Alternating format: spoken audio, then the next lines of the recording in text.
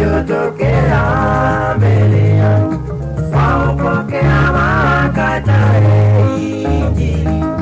Kuna kitu kimoja kile ninajua, wewe Mwokozi wetu kabisa.